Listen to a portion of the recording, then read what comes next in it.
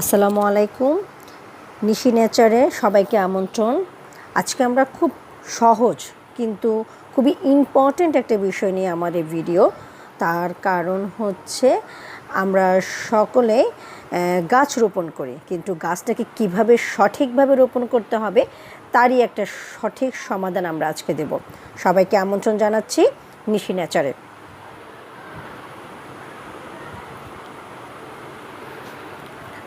আজকে আমি আমার স্মার্ট টপের মাধ্যমে আপনাদেরকে দেখাবো যে কিভাবে গাছ রোপণ করতে হয়। এগুলো দেখেন কি সুন্দর, এখানে আমার ছিদ্র করা আছে যেটার মাধ্যমে আমাদের পানি নিষ্কাশন ব্যবস্থা হবে। তো তার জন্য আমরা প্রথমে একটা মাটির ঢেলা নিব, ওগুলো নিয়ে এই ছিদ্রগুলোর মধ্যে একটা স্তর তৈরি করে দেবো। হ্যাঁ, আমি দেখাচ্ছি কীভাবে এগুলো স্তর করতে হবে, একটা বা একটা 1 to 1 স্টেপগুলো আমি আপনাদেরকে দেখিয়ে দিচ্ছি। হ্যাঁ, এভাবে আপনারা মাটিগুলো দেবেন, ইটের গোলাগুলো দিবেন, দিয়ে আপনি একটা স্তর রেডি করবেন, ঠিক আমি যেভাবে রেডি করছি। তারপর আপনার বালি নেবেন, যে সিলভার স্যান্ডগুলো বলে, এই স্যান্ডগুলো দিয়ে এটা একটা স্তর তৈরি করবেন, ঠিক তার উপরটা ঢেকে দিবেন। আমি যেভাবে দিচ্ছি এভাবে আপনারা এই কাজটি করবেন। হ্যাঁ, আমি একদম ধীরে ধীরে বিষয়টা আপনাদেরকে বোঝানোর জন্য, কারণ এই জিনিসটা খুবই ইম্পর্ট্যান্ট একটা গাছ রোপণের ক্ষেত্রে। আপনার সঠিক যদি পানি নিষ্কাশন না হয় তাহলে আপনার গাছটি সঠিক পরিচর্যা তো দূরের কথা, গাছটি বাঁচানোই কঠিন হয়ে যাবে। আর সঠিক যখন আপনি নির্বাচন হবে, তাই এই সময়টাকে আমি একটু সময় নিয়ে যাতে যারা নতুন বাগান করতে চায় তারা যেন বোঝাতে পারি। হ্যাঁ, আর এটার জন্য আমি ইউজ করব আমার নিজস্ব ফার্মে তৈরি করা আমাদের কম্বো প্যাক, অর্থাৎ অ্যাডভান্স রেডিমিক্স সয়েল।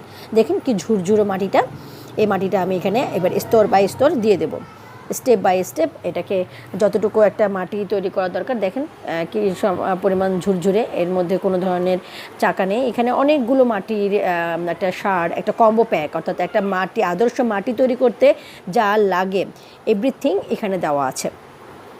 দেখবেন এটাকে অবশ্যই চেপে চেপে দিবেন, কারণ যদি আপনার এখানে কোনো বাবলস থাকে, চাপার পরে যদি কোনো ধরনের বাতাস থেকে থাকে, সেখানে আপনার বিভিন্ন ধরনের ফাঙ্গাস আসার একটা সম্ভাবনা থাকে। তো সেই জন্য আমাদেরকে যেটা করতে হবে, এটাকে চেপে চেপে দিতে হবে।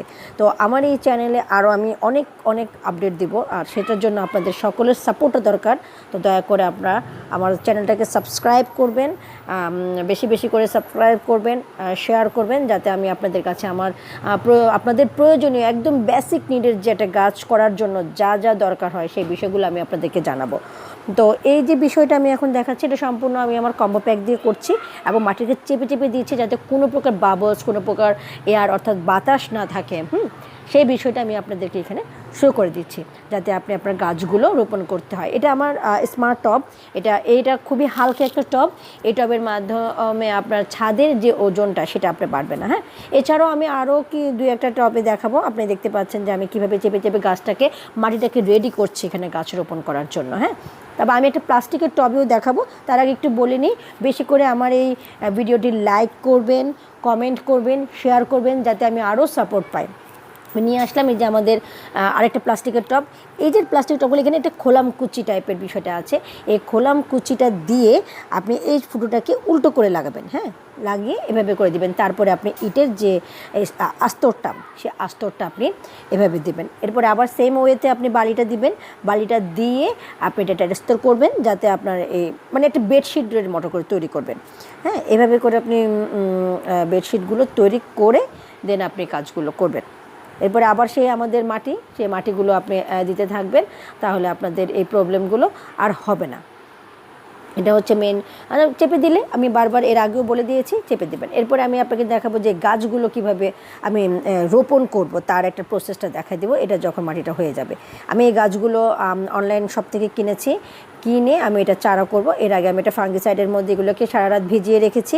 এখন আমি এই গাছগুলো আপনাকে রোপণ করবো। এখানে 23টা কালারের পুর্তুলিকা আছে। হ্যাঁ, এই পুর্তুলিকাগুলো শীতকালে এমনি রিপোর্টিং করতে হয়, তো সেজন্য আমি অগ্রিমভাবে রিপোর্টিং করে দেখিয়ে দিচ্ছি, যাতে আপনারা পরবর্তীতে এটাকে রিপোর্টিং করতে আপনাদের কোনো সমস্যা না হয়। হ্যাঁ, তো এভাবেই আমি কাজগুলো করব। কিভাবে আপনাকে রিপোর্টিংগুলো করবো সেটাই আপনাদেরকে দেখাচ্ছি। হ্যাঁ, এটা আপনারা নিলাম, এই ভেঙে ভেঙে এগুলো গাছ থেকে ছোটো ছোটো করে টুকরো করে করে আমরা এই পর্তুলিকাগুলো স্থাপন করে দেবো। পরবর্তীতে আমি আরও কিছু প্রতিস্থাপন অর্থাৎ গাছ রোপণ করা, যেমন বেগুন গাছ, সিজনাল চারা থেকে বীজ থেকে চারা তৈরি করে এই কাজগুলো করব। সেই বিষয়গুলো আমি আপনাদেরকে এখানে সেট আপ করে দেখাবো, যাতে আপনারা আপনাদের নিজেদের ঘরে বসেই এই গাছগুলো রোপণ করতে পারেন এবং সঠিক পদ্ধতিতে গাছগুলো রোপণ করে আপনারা আপনাদের বাগানটাকে আর একটু সুন্দর করতে পারেন। হ্যাঁ, তো আমি স্টেপ বাই স্টেপ দেখুন একটা একটা করে ঢাল ভেঙে, যেহেতু এগুলো এক একটা ডাল থেকে আবার নতুন করে শাখা হবে, নতুন করে গাছ হবে,